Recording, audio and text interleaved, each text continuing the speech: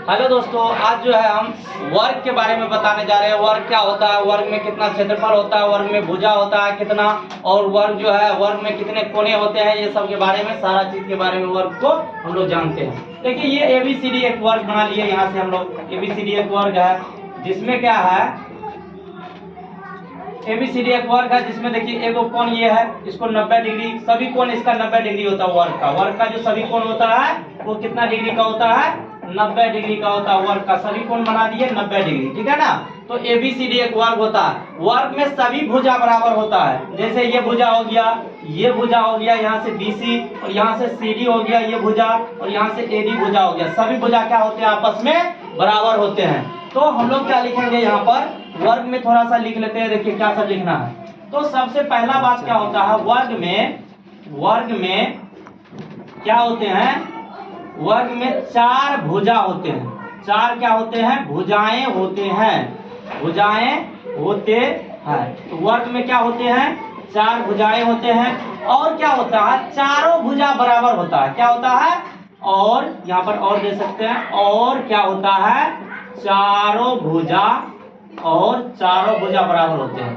चारों भुजाएं क्या होते हैं, बराबर होते हैं। वर्ग में चारों भुजा बराबर होते हैं। वर्ग में 4 कोना होता है, और चारों कोण में सभी कोण जो होते हैं वो 90 डिग्री का होता है। वर्ग में क्या होता है, तो वर्ग में 4 कोने होते हैं, 4 कोने होते हैं। वर्ग में 4 कोने होते हैं। और क्या होता है, प्रत्येक कोण का मान कितना डिग्री होता है, और प्रत्येक कोण का मान कितना होता है, वो 90 डिग्री का होता है। 90 डिग्री का होता है। अब देखिए यहाँ पर जो है वर्ग में 4 गो कोना है, A कोना, B कोना, C कोना और D कोना। 4 कोना है, और चारों कोना क्या होते हैं, बराबर होते हैं। वर्ग में 4 भुजा होते हैं, और चारों भुजा क्या होते हैं, आपस में बराबर होते हैं। और क्या होता है वर्ग में, देखिए एक विकर्ण, एक कोना कोनी को मिलाते हैं तो ये विकर्ण हो गया, और इस कोना कोनी को मिलाते हैं तो ये एक विकर्ण होता है। तो ये एक विकर्ण, 2 विकर्ण होते हैं वर्ग में। एक विकर्ण हो गया AC और एक विकर्ण हो गया BD। 2 विकर्ण होते हैं वर्ग में। तो वर्ग में कितने विकर्ण होते हैं, वर्ग में 2 विकर्ण होते हैं, विकर्ण होते हैं। कोना कोनी को मिलाने वाले रेखा को क्या कहते हैं, विकर्ण कहते हैं। तो 2 विकर्ण होते हैं। वर्ग में कितने विकर्ण होते हैं, 2 विकर्ण होते हैं। अब देखिए हम लोग ये बोर्ड को देख रहे हैं, तो बोर्ड में जो है ना कैसा आकार का है, आयताकार का है। बोर्ड का लंबाई अधिक है और चौड़ाई कम है। तो यहाँ पर लंबाई और चौड़ाई जब अधिक नहीं हो, एकदम समान हो, तो उसे वर्ग कहते हैं। तो वर्ग में जो हो जाएगा, इसका भुजा का लंबाई यदि हम इस भुजा को A मानते हैं तो ये भी भुजा हमारा A हो जाएगा, ये भी भुजा हमारा A हो जाएगा, ये भी भुजा हमारा क्या हो जाएगा, A। सभी भुजा क्या हो जाएगा, A। तो वर्ग का परिमाप क्या होता है, देखिए दोस्तों, वर्ग का जो परिमाप होता है, वर्ग का परिमाप का मतलब क्या होता है, परिमाप कहिए या इसी को परिमिति भी कोई कहा जाता है।